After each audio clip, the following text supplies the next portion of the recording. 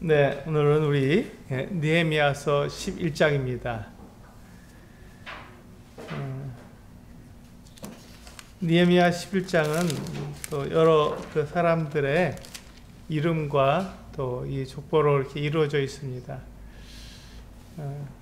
우리가 그 성경에 나오는 사람들의 이름과 또 족보를 보게 될 때 나하고는 관계가 없습니다. 지금 우리하고는 관계가 없죠. 우리는 이방인이기 때문에 이스라엘의 족보가 우리하고 상관이 없는 겁니다. 그런데 이 이스라엘의 그 족보를 중요하게 여기는 사람들, 그러니까 내가 이 이스라엘 그 유다 백성들의 자손일 경우에는 이 족보가 대단히 중요합니다. 내가 이런 사람의 내 조상이 이와 같은 일을 했고 또 이런 사람이 내가 후손이라는 것을 생각하게 될 때 감사하게 되고, 또 내가 이 조상의 같은 믿음을 본받아서 나도 그렇게 살아가겠다는 같은 그 믿음을 우리가 다짐할 수 있기 때문에 대단히 중요한 것입니다. 그런데 우리하고는 잘 맞지 않기 때문에 오늘날 우리 그 이방인들이고 우리 교회를 이루고 있는 우리 성도들에게 오늘 이 느헤미야서 11장이 무슨 의미가 있을까 하는 생각을 가지면서 말씀을 준비해 왔습니다. 그래서 오늘 느헤미야서 11장의 제목은요, 예루살렘 성에 거주하는 사람, 예루살렘 성에 거주하는 사람이라는 제목을 가지고 함께 나눠보도록 하겠습니다. 우리는 이 하나님의 뜻을 이해하기가 참 어렵습니다. 한번 우리 생각해 볼까요? 하나님은 왜 아브라함에게 이삭을 번제로 드리라고 했을까요? 아브라함이 하나님께서 그 아들, 독생자 백세에 얻은 그 아들을 데리고 모리아에 있는 산으로 가서 거기에서 하나님께서 지시하시는 그 산에 올라가서 거기에서 이 이삭을 번제로 드리라고 말씀하셨습니다. 이 아브라함이 하나님의 이 뜻, 이 계획을 들었을 때 아브라함이 그 다음날 아침에 일찍이 서둘러서 종 둘과 함께 나귀를 타고 이제 그 번제에 드릴 장작과 불을 가지고 칼을 가지고 이제 그 모리아 땅에 있는 한 산으로, 하나님께 지시하는 그 산으로 갔습니다. 그때 이 아브라함의 마음은 어땠을까요? 하나님, 왜 나에게 이런 일을 시키십니까? 라고 하나님을 원망하지 않았을까요? 물론 하나님께서는 이 일을 통해서 아브라함의 믿음을 시험하시고 또 그것을 통해서 아브라함이 믿음으로 승리하게는 이와 같은 믿음의 승리를 하나님께서는 경험하게 해주십니다. 그러나 지금 이 이삭을 데리고 번제로 쓰기 위해서 데리고 가는 이 아브라함은 그것을 알 수 있을까요? 모르지요. 하나님께서 자기를 시험하시는 것을 아브라함은 알 수가 없었습니다. 그리고 그 이삭을 대신해서 그 순양이 이제 그 숯불에 걸려 있어서 그 순양을 이삭을 대신해서 번제로 드릴 수 있다는 것을 아브라함은 전혀 몰랐습니다. 다만 하나님의 말씀에 순종해서 이삭을 번제해 드리려고 데리고 간 것 뿐이죠. 우리는 또 요셉에 대해서 생각해 볼 수 있습니다. 요셉이 어떤 사람이었습니까? 그 야곱의 12아들 중에서 11번째 아들이었습니다. 하나님께서 이 요셉에게 꿈에 너희 형들과 너희 부모들도 너에게 절할 것이다. 그렇게 너는 높은 사람이 될 것이다. 라는 이 같은 꿈을 허락해 주셨습니다.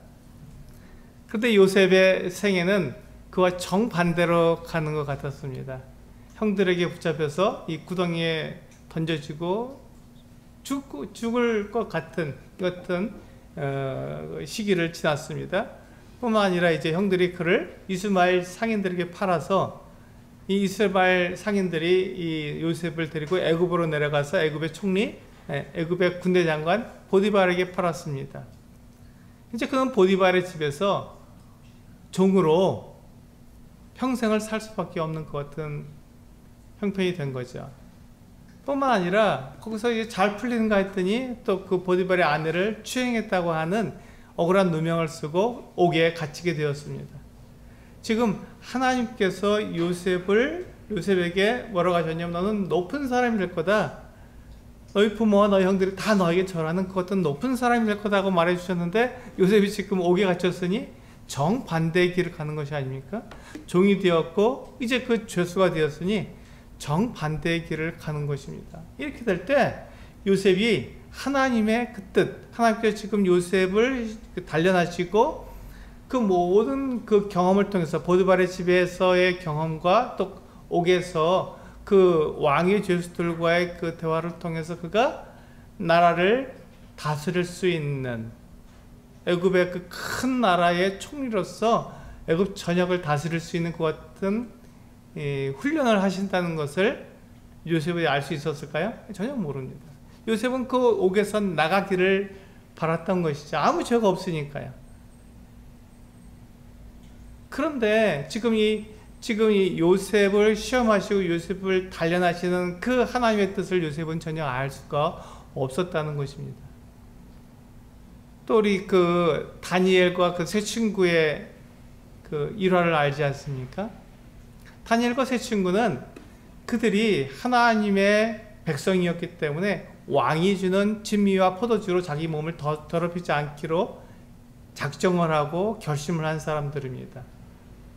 그렇다면 이 다니엘과 세 친구에게 하나님께서 함께 하시고 그들을 좋은 길로 또 성공하는 길로 인도하셔야 되는데 이 세 친구가 어떤 형편에 놓였습니까? 왕이 만든 그 금신상에게 절을 하지 않는다고 해서 평소보다 7배나 더 뜨거운 풀무불, 용광로죠. 쇠를 녹이는 이 풀무불에 던져지게 되었습니다. 이 느부갓네살 왕이 이 다니엘의 세 친구에게 기회를 한 번 더 줬죠. 이 신상에게 절할 수 있는 기회를 다시 한 번 줬습니다. 그런데 이 다니엘의 세 친구가 뭐라고 고백합니까? 왕이시여, 그 왕이 우리를 풀무불에 던진다 해도 하나님께서 우리를 건지실 것이고 그렇게 하지 않는다 할지라도 우리는 그 왕이 만든 그 신상에게 절할 수가 없습니다. 왜냐하면 우리는 하나님의 백성이기 때문에, 하나님을 믿는 사람이기 때문에 우상에게 절할 수 없다는 것이죠. 그러니까 이 느부갓네살이 화가 나서 어떻게 합니까? 그들을 풀무불에 던지라고 했죠. 그 평소보다 7배나 더 뜨거운 이 용광로에 세 친구가 던져졌는데 거기서 어떻게 됐습니까? 불에 타지도 않고 그리지도 않고 불탄 냄새도 안 나고 그 옷을 입은 채로 떨어졌지만 옷이 하나도 타지 않고 깨끗하게 보호돼서 나오게 되었습니다. 그런데 그때 이 느부갓네살 왕이 이 세 친구에게 화를 내고 그들을 풀무불에 던진다고 위협할 때 이 다니엘의 세 친구가 하나님께서 나를 살리실 거다라고 하는 그 같은 분명한 확신을 가지고 있었을까요? 그렇지 않습니다. 그들은 그렇게 하지 아니하실지라도라는 단서를 달았죠. 하나님께서 그들을 살리실 것을 생각은 했지만 그렇게 될 거라고는 그들이 확신할 수 없었던 것입니다. 그렇게 안 하실 수 있다는 것도 알았던 것이죠. 이렇게 하나님의 뜻에 대해서 우리가 종종 정확하게 알 수 없는 것 같은 때에 우리가 놓이기도 합니다.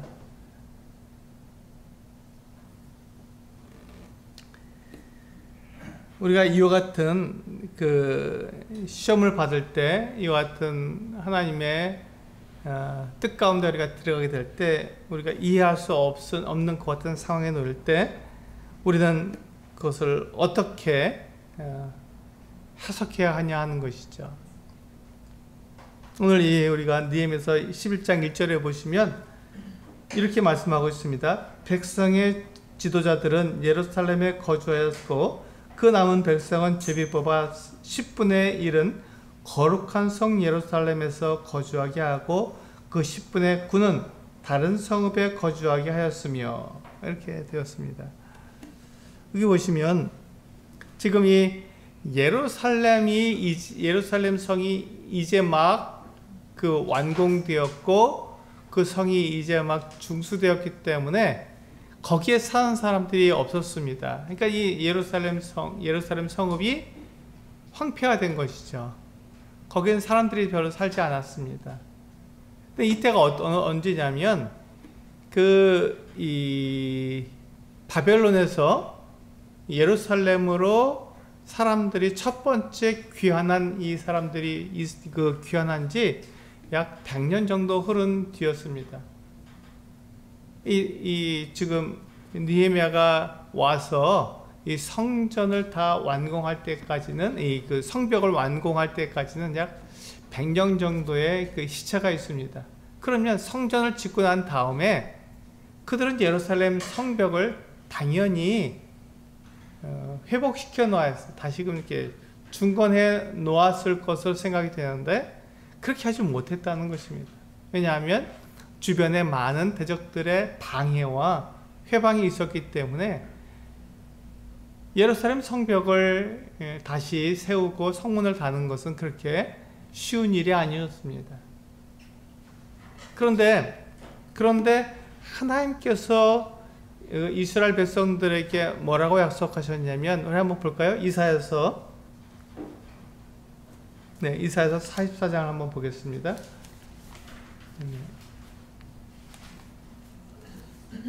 이사야, 성경 이사야 44장입니다.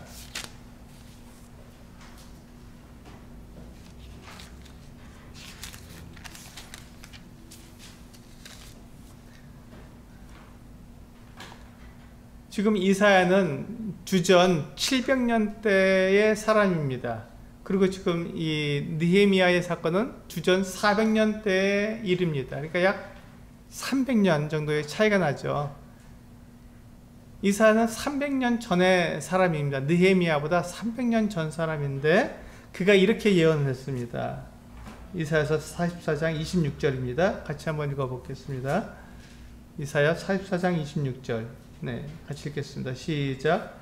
그의 종의 말을 세워주며 그의 사자들의 계획을 성취하게 하며 예루살렘에 대하여는 이르기를 거기에 사람이 살리라 하며 유다 성읍들에 대하여는 중건될 것이라.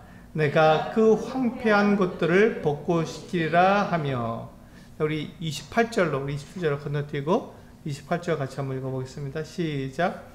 고레스에 대하여는 이르기를 내 목자라 그가 나의 모든 기쁨을 성취하리라 하며 예루살렘에 대하여는 이르기를 중건되리라 하며 성전에 대하여는 내 기초가 놓여지리라 하는 자니라.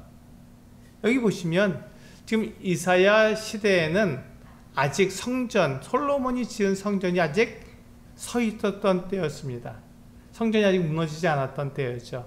그런데 우리 28절을 보면 예루살렘에 대하여는 이르기를 중건되리라. 그리고 성전에 대하여는 내 기초가 놓여지리라 이렇게 말씀하고 있습니다. 이게 뭐냐면 성전이 무너진다고 하는 이와 같은 예언이죠. 그리고 26절에서 뭐라고 되어 있냐면 예루살렘에 사람이 살겠다 이렇게 말씀하고 있습니다.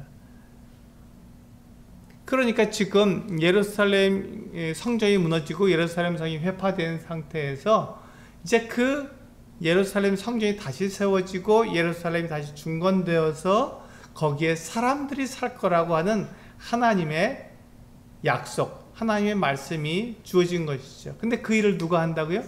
고레스라고 하는 왕이 할 것이다. 이 고레스는요, 페르시아의 초대 왕입니다. 그러니까 지금 그 이사야로부터 최소한 150년이라는 시간차가 있어요. 150년 후에 태어난 사람입니다. 그리고 그가 이 고레스가 칙령을 내리는 것을 페르시아 왕이기 때문에 지금 이스라엘의 선지자가 그걸 알 수가 없었습니다. 그런데 그 이름을 정확하게 말한 거예요. 고레스가 이와 같은 일을 할 거다. 사람들은 안 믿었죠. 고레스가 누구야? 이건 그 이스라엘 나라의 이름과 같지 않기 때문에 고레스라는 사람이 도대체 누구야? 라고 이야기하고 이 고레스라는 사람에 대해서 많은 그 이스라엘 선지자들과 이스라엘 사람들이 그냥 상징적인 인물이라고 이렇게 생각을 했습니다. 그런데 지금 이 말씀이 그대로 이루어지게 되면 어떤 일이 일어나죠? 하나님께서 말씀하신 이 일이 그대로 이루어지고 또 고레스라는 사람을 사용해서 이 일을 이룬다면, 그렇다면 하나님이 어떠한 분이라는 것을 우리가 알 수 있겠습니까? 네, 하나님은요 존재하신다는 것을 우리가 알 수 있죠. 우리는 사람들은 우리가 전도하게 되면 사람들은 말을 하죠. 하나님이 어디 있어? 하나님은 없다고 말을 합니다. 에이, 그런 게 어디 있어? 라고 말을 합니다. 성경을 말하면요, 에이, 성경은 사람들 착하게 살라고 지어놓은 책이지 이게 무슨 사실이야. 이거는 사람들의 마음을 얻기 위해서 기록한 책일 뿐이야. 이렇게 경전으로 생각하기 쉽습니다. 그런데 우리가 지금 이 말씀, 지금 이사야서에 기록된 이 말씀이 그대로 300년 후에 그대로 이루어지게 된다면 이건 정말 놀라운 일 아니겠습니까? 하나님께서 계시는구나, 하나님께서 존재하시는 분이구나 하는 것을 우리는 알 수가 있죠. 두 번째, 하나님께서 말씀하신 것은 어떻게 된다고요? 반드시 이루어진다는 것을 우리는 알 수 있습니다. 하나님께서 계시며 말씀하시는 분이라는 것을 우리는 이 말씀, 이사야가 예언한 이 말씀이 그대로 이루어지게 될 때 우리는 하나님이 어떠한 분인지 정확히 알 수 있는 것이죠. 그 증거가 되는 것입니다. 그런데 지금 느헤미야가 지금 어떤 일을 하고 있습니까? 오늘 느헤미야 11장 1절에서 어떤 일을 하고 있습니까? 예루살렘 성벽은 이미 그가 52일 만에 다 완공하고 다시 세우고 거기에 성문까지 달아서 성의 기능을 완전히 할 수 있도록 그렇게 만들어 놓았습니다. 지금 그 100년 전에 이 그 수룹바벨과 함께 바벨론에서 예루살렘으로 온 사람들이 5만 명 정도였거든요. 그 사람들이 성전을 세웠어요. 그러니까 사람들이 생각하기를 하나님의 말씀이 맞나 보다 했는데, 근데 예루살렘 성이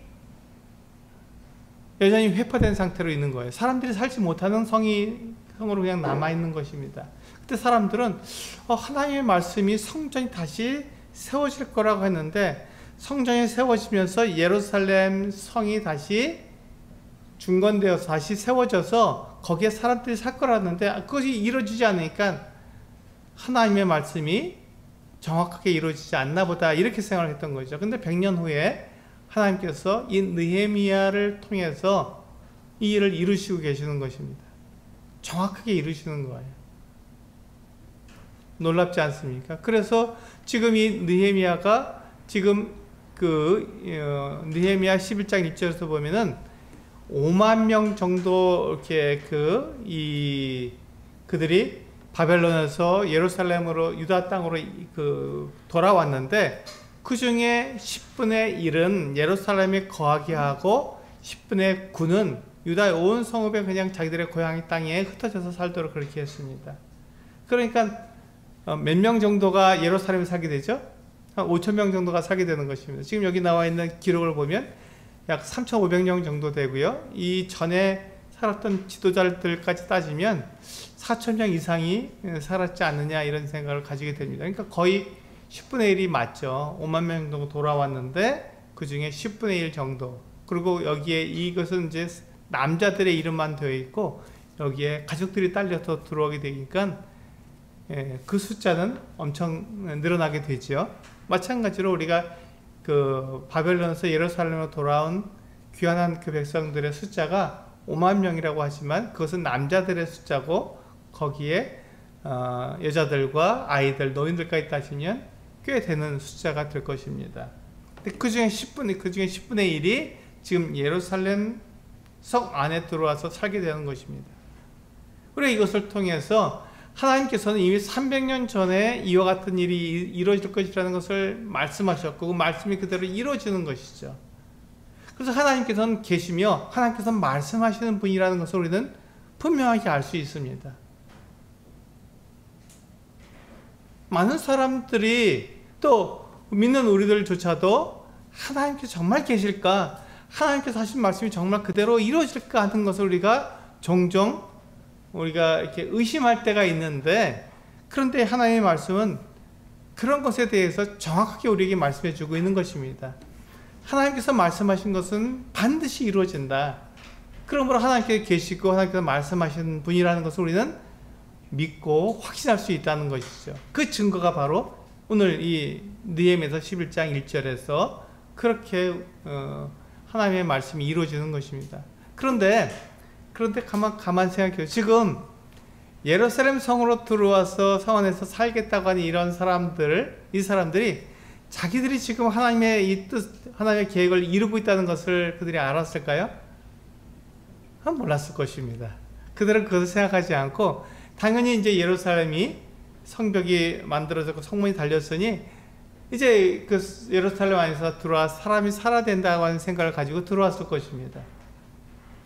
그들은 하나님의 뜻을 이루기보다는 자기들에게 주어진 그 환경과 여건에 맞춰서 살려고 하는 과정 가운데서 그들은 이 하나님의 자기들도 모르는 상황에서 하나님의 뜻을 지금 이루고 있는 것이죠. 하나님은요, 우리들을 불러서 사용하시는데 그냥 자연스럽게 우리가 이 땅에서 살아가게 하십니다. 근데 그것을 통해서 하나님은 정말 놀랍게도 하나님의 뜻, 하나님의 계획을 하나하나 완전하게 이루어 가시는 것이죠. 우리 성도님들이 지금 예수 그리스도를 믿고 하나님의 자녀가 되었습니다. 이것이 하나님의 약속으로 된 것이죠. 하나님께 그렇게 약속하셨습니다. 근데 그 약속을 누가 믿는 거라고요? 지금 우리가 지금 믿고 있잖아요. 내가 알지 못하는 상황에서 나는 복음을 들었을 때 이것이 정말 사실이라는 것을 내가 알게 되고 그것을 내가 믿게 되었을 때 내가 구원받으니까 그렇게 예수 그리스도를 믿었을 뿐인데 그것이 하나님의 말씀, 하나님의 약속을 우리가 이뤄가고 있다는 것을 우리는 이 말씀을 통해서 알 수 있는 것이죠. 그리고 우리가 이렇게 교회로 모이고 있다는 매 주일날 예배를 드리고 있고 우리가 이렇게 수요일날도 모이고 또 주일날도 모여서 하나님의 말씀을 우리가 배우고 있다는 이 자체가 하나님께서 이 하나님의 말씀을 우리가 하나하나 이루어가고 있다는 것이죠. 교회를 이루어가고 있는 거니까요. 이방인들이 하나님을 믿을 것이다. 그들이 하나님의 자녀가 될 것이다 하는 것을 사람들은 믿지 못했죠. 어떻게 이방인들이 하나님의 자녀가 돼 이렇게 생각했지만 지금 우리가 그것을 이루고 있지 않습니까? 하나님의 뜻을 우리가 이뤄가고 있는 거예요. 우리들의 삶을 통해서 하나님의 뜻, 하나님의 계획을 우리가 이뤄가고 있는 것이죠. 가만히 생각해 보면요, 어떻게 나 같은 사람을 하나님이 이렇게 사랑하셨나 하는 생각을 가지게 됩니다. 어떻게 나 같은 사람을 통해서 그 거룩하시고 정말 이 정결하신 그 하나님께서 나를 사용하셔서 하나님의 그 뜻을 이루어 가시고 하나님의 계획을 이루어 가시나 이런 생각을 하게 될 때 하나님은 정말 놀라운 분이라고 우리가 고백할 수밖에 없습니다. 나는 실패하고 나는 넘어지고 나는 하나님의 뜻을 내가 이루어 가지 못한다고 생각하지만 하나님께서는 그런 연약하고 부족한 우리를 부르셔서 하나님의 그 놀랍고 신기한 그 하나님의 뜻을 하나하나 이루어 가시는 것입니다.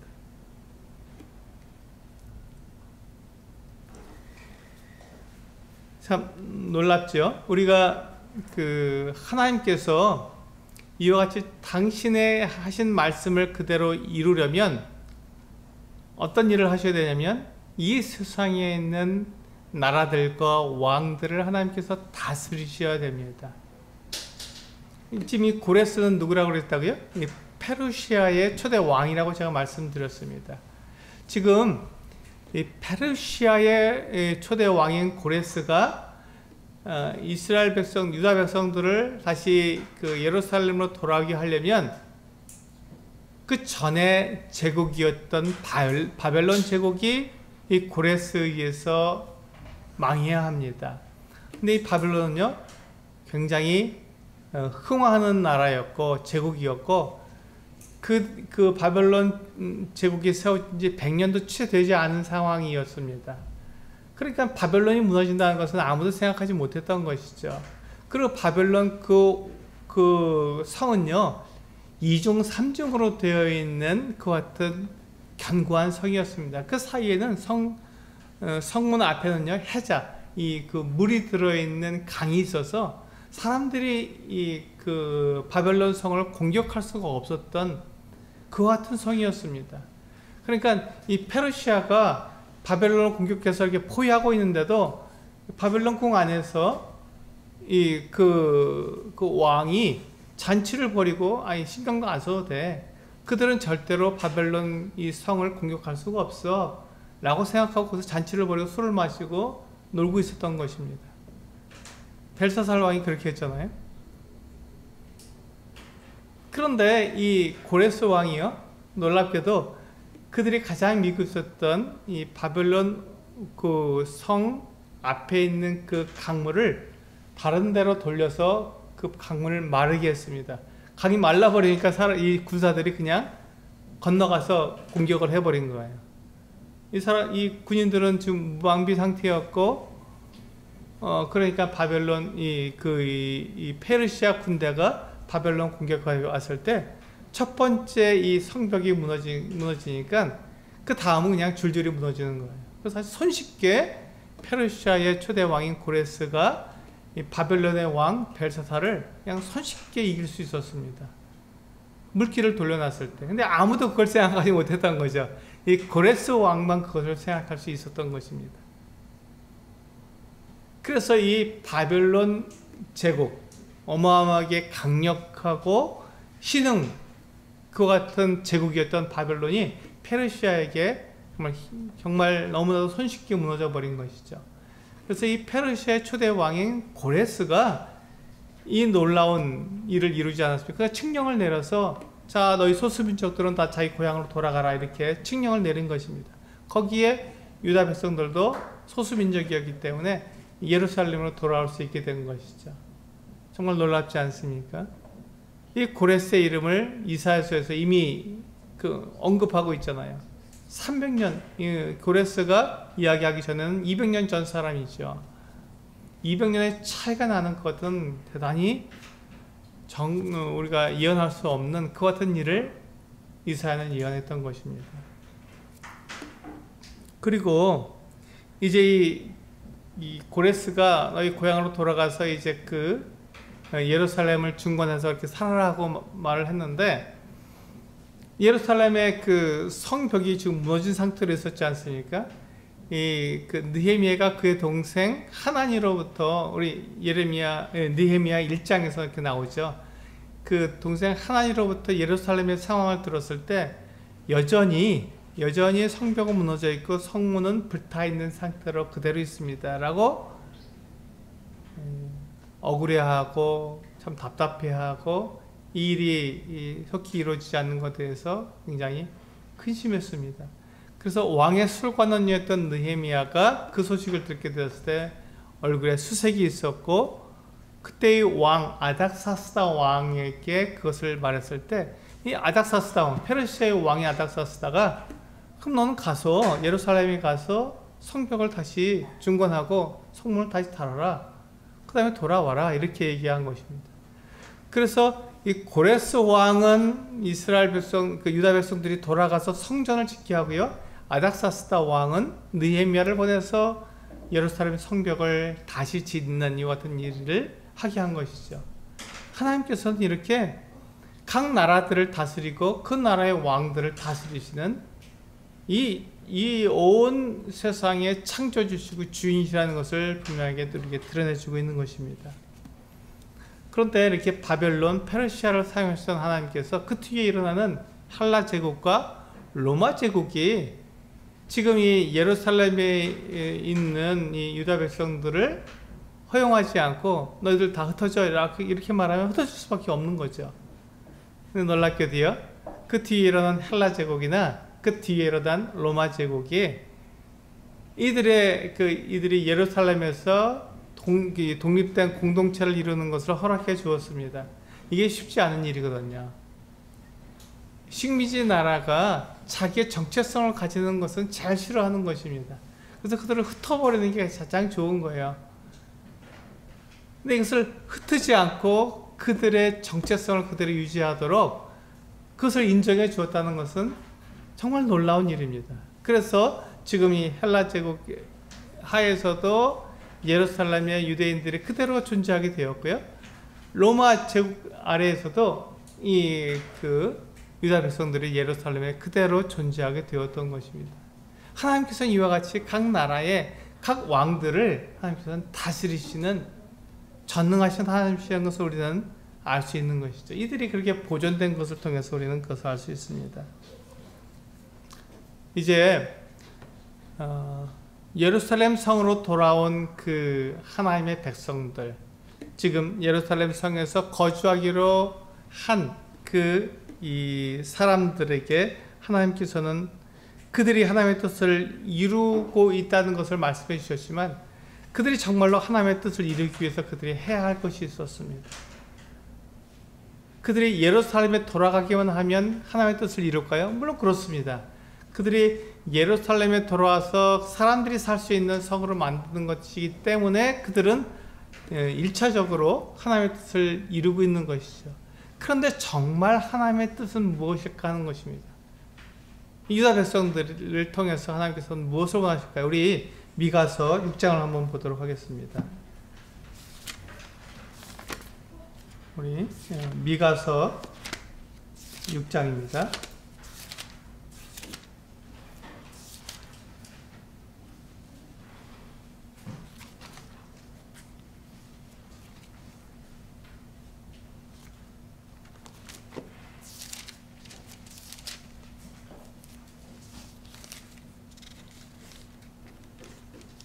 네.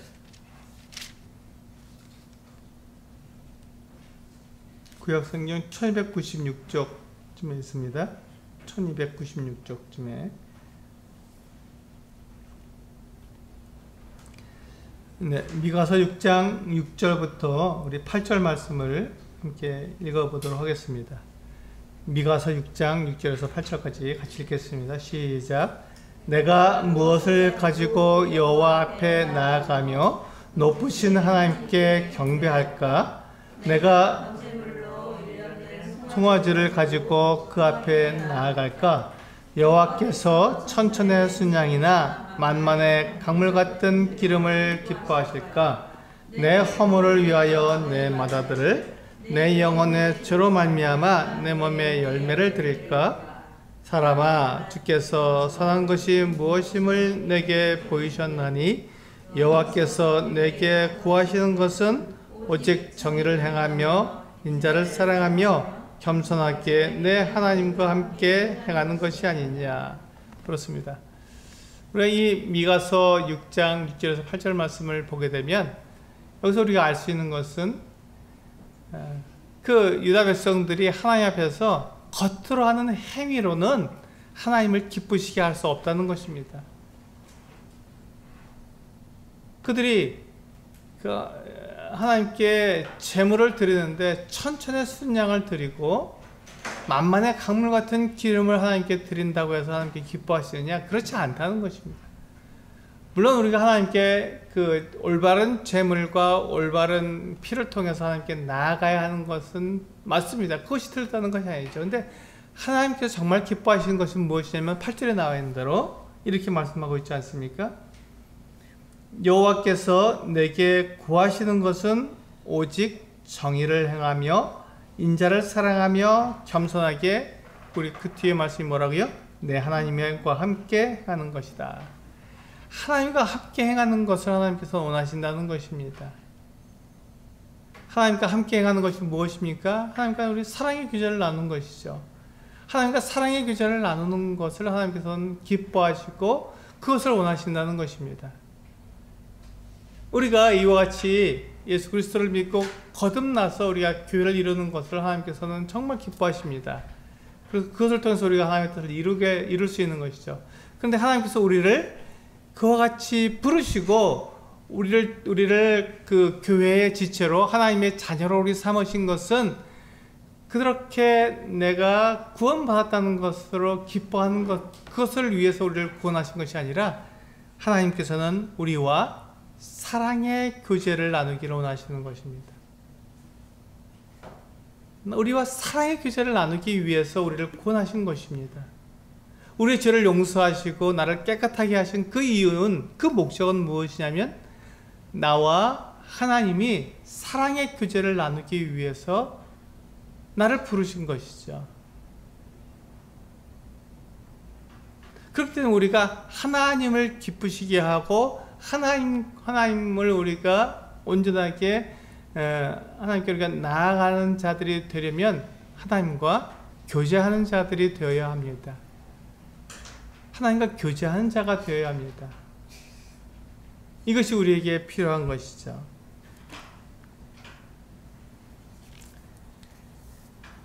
우리 한번 생각해 볼까요? 제가 오늘 아침에 어떤 형제님하고 이렇게 전화로 통화하면서 이 메시지를 마감하고 있는데, 통화하면서 이와 같은 내용을 통화를 했습니다. 그래서 참 감사가 되더라고요.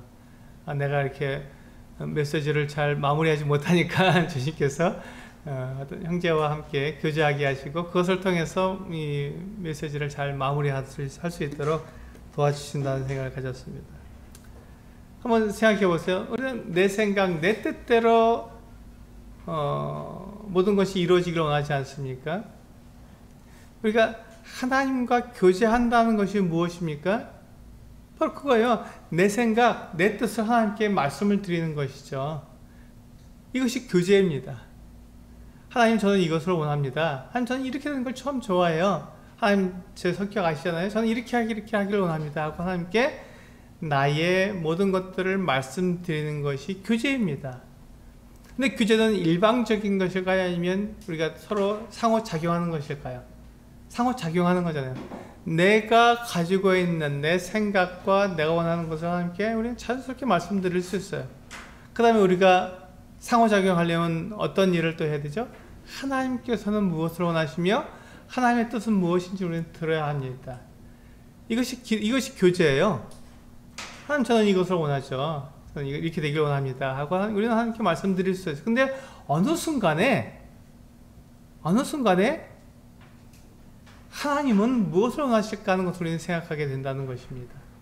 어느 순간에 하나님께서는 우리가 성경을 읽고 또 성도들과 교제하고 이렇게 또 강단에서 나오는 이 같은 말씀을 듣게 될 때, 하나님의 뜻은 이것이고 하나님의 계획은 이것이고 하나님은 이런 것을 원하시는구나 소리는 알게 되는 것입니다.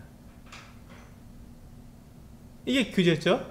내가 원하는 것, 내가 원하는 것들, 내 뜻, 내 생각을 하나님께 말씀드리고 그런 가운데서 그런 교제를 쭉 이어나가다가 어느 순간에 하나님께서는 이걸 원하시는군요 하는 것을 내가 알게 되는 것. 그럼 상호작용이 되지 않습니까? 그런 상황에서 나는 이걸 원해요. 하나님 이걸 원하시는군요 하는 것을 알고 또 그런 교제를 하고 시간이 지나다가 어느 순간에 우리는 이와 같은 결심을 하게 됩니다. 그렇다면 내 생각은 이런데 하나님의 생각은 이렇고, 내 뜻은 이런데 하나님의 뜻은 이렇고, 내가 원하는 것은 이건데 하나님께서 원하시는 것은 그렇다면 어느 날 어느 순간에 나는 내 생각과 내가 원하는 것, 내 계획을 포기하고 하나님의 생각, 하나님의 계획, 하나님께서 원하시는 것을 내가 받아들이게 되는 것입니다. 이것이 교제죠. 이것이 사랑의 교제라고 말을 합니다. 그러니까 우리가 내가 가지고 있는 생각, 내가 원하는 것을 하나님께 말씀드리는 것이 결코 나쁜 것이 아닙니다. 이것은 올바른 거예요. 그렇게 해야 합니다. 근데 우리는 그것을 하지 않도록 우리는 하지 않는 것이 영적인 사람이라고 생각이 들잖아요. 그렇지 않습니다. 교제는요, 내가 무엇을 원하는지, 내가 무엇을 즐거워하고, 내가 되기 원하는, 내가 생각하는 것이 무엇인지를 다 말씀드리는 거예요. 그런데 그것은 내가 원하는 것을 말씀드리고 그것을 고집하는 것이 교제가 아니고 그것은 강요죠. 내가 원하는 것을 말씀드리고 그러면 하나님께서 원하시는 것은 무엇인지 알아보는 것이 교제죠. 그래서 서로가 내가 원하는 것, 하나님 원하시는 것을 서로가 나눌 수 있을 때 우리는 교제라고 말을 합니다. 근데 거기서 끝나지 않고, 그렇다면 나와 하나님이 서로 다른 계획과 다른 뜻을 가지고 있다면 우리는 그것을 하나로 모아야 하지 않겠습니까? 그래 교제가 되죠. 서로 다른 뜻을 가지고 다른 생각을 가지면 교제가 안 이루어지니까요. 그때 우리는 하나님이 옳으신지 내가 옳은지를 우리는 생각해 보는 것이죠. 그것이 한꺼번에 그냥 단순간에 이루어지지 않습니다. 오랜 시간이 필요한 거예요. 많은 시간이 필요한 거예요. 그렇게 우리가 그렇게 시간이 필요할 때 내 생각을 말씀드리고 하나님의 생각을 할 때까지 시간이 필요하고, 또 하나님의 생각과 내 생각을 하나로 조율할 때 또 시간이 필요합니다. 그같이 시간이 많이 지나가게 되지만 그 사이에 우리는 계속해야 된다고요? 하나님과 교제를 계속해야 하는 것입니다. 교제를 끊는 것이 아니라 내 생각하고 하나님 생각은 틀려. 그러니까 다르기 때문에 더 이상 교제할 수 없어 하고 교제를 막는 것이 아니라, 끊어버리는 것이 아니라, 우리가 서로 다른 것 같은 뜻, 서로 다른 생각을 가지고 있어도 계속해서 교제를 하는 것이죠. 그래서 그 두 사이에, 나와 하나님 사이에 뜻을 하나로 모으고 생각을 하나로 모아서 하나가 되는 것, 그것이 우리가 원하는 것이고, 그것을 우리는 믿음의 성장이라고 말을 합니다. 그렇게 해서 내가 하나님의 뜻, 하나님의 생각에 내 뜻, 내 생각을 맞춰 드릴 수 있을 때, 그때 우리는 하나님과의 사랑의 교제가 온전하게 이루어진다고 우리는 고백할 수 있습니다. 그렇게 되면 어떻게 되죠? 내 안에서 하나님의 뜻, 하나님의 계획이 나를 통해서 이루어지게 되는 것입니다. 그때 하나님께서는 기뻐하시고 영광을 받으시게 되는 것입니다. 나를 통해서 하나님께서 영광을 받으시는 것입니다. 이것을 우리는 하나님과의 교제라고 말하고, 이것을 우리는 믿음의 성숙이라고 말을 합니다. 우리가 성숙해지는 것이죠. 하나님 앞에서 내가 성숙해지는 것입니다.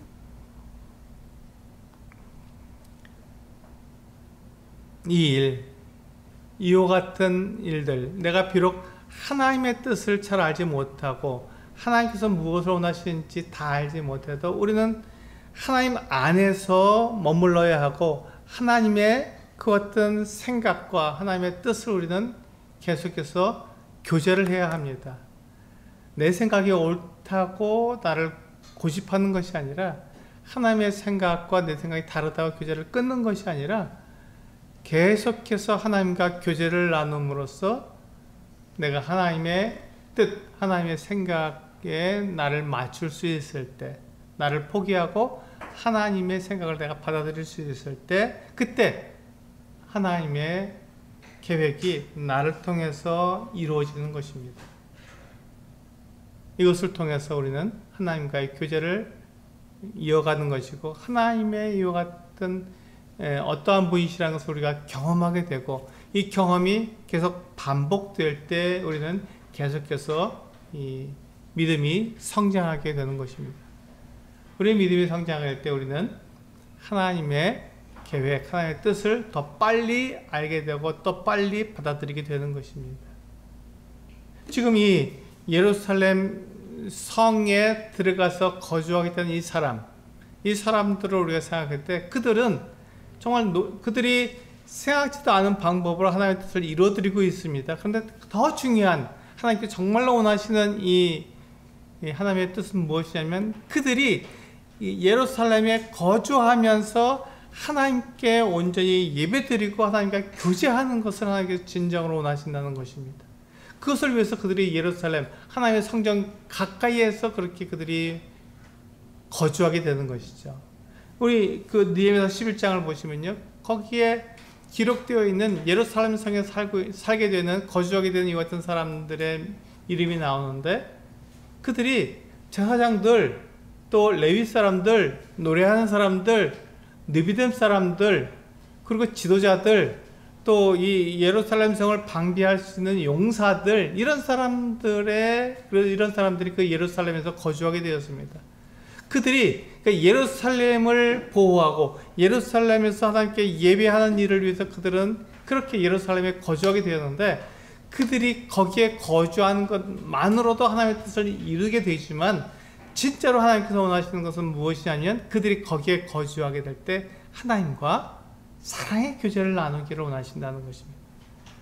예루살렘에 살면서 하나님을 온전히 예배하고 하나님이 어떠한 분이시며 하나님께서 무슨 계획을 갖고 계신지 그들이 알아서 거기에서 하나님을 순종하는 그 같은 삶을 그들이 살기를 원하시는 것이죠. 이것이 우리들에게도 동일하게 적용이 됩니다. 우리 교회, 우리가 우리의 죄 때문에 하나님의 앞에 우리가 설 수 없는 우리들을 하나님께서는 부르셨습니다. 예수 그리스도의 십자가의 죽음을 통해서 우리의 모든 죄를 다 깨끗하게 씻어주셨죠. 우리는 정결한 사람이 되었고 하나님 앞에서 우리는 의로운 사람이 되었습니다. 근데 그것으로 만족하는 것이 아니라 하나님께서는 우리를 그렇게 의롭고 깨끗하고 거룩한 사람으로 우리를 만드신 그 목적이 있지 않습니까? 그것이 뭐냐면 하나님과 사랑의 교제를 나누기 위해서 그렇습니다. 하나님과 사랑의 교제를 나누기 위해서. 그래서 하나님께서 어떠한 계획을 갖고 계시는지 하나님의 뜻이 무엇인지를 알아서 내 생각, 내 계획, 내 뜻을 내려놓고 하나님의 뜻을 내가 받아들이게 될 때 하나님은 나를 통해서 영광을 받으시며 하나님께서 나를 통해서 하나님의 계획을 이루어 나가시는 이 놀라운 일이 이루어지는 게 되는 것이죠. 하나님은 그것을 우리들에게 원하셔서 우리에게 사랑의 교제를 나누자라고 우리에게 말씀하고 계시는 것입니다. 우리에게 사랑의 교제를 나누자고 말씀하고 계십니다. 그래서 우리가 하나님의 우리가 거듭난 자로서 교회에 더해진 것 그것이 하나님의 뜻을 이루어드리는 것 기본적인 하나님의 뜻을 이루어드리는 것이 맞습니다. 거기서 우리는 더 나아가서 하나님과 사랑의 교제를 나눈 우리 성도님들 되시기를 기도하겠습니다. 우리 같이 기도하고 마치도록 하겠습니다.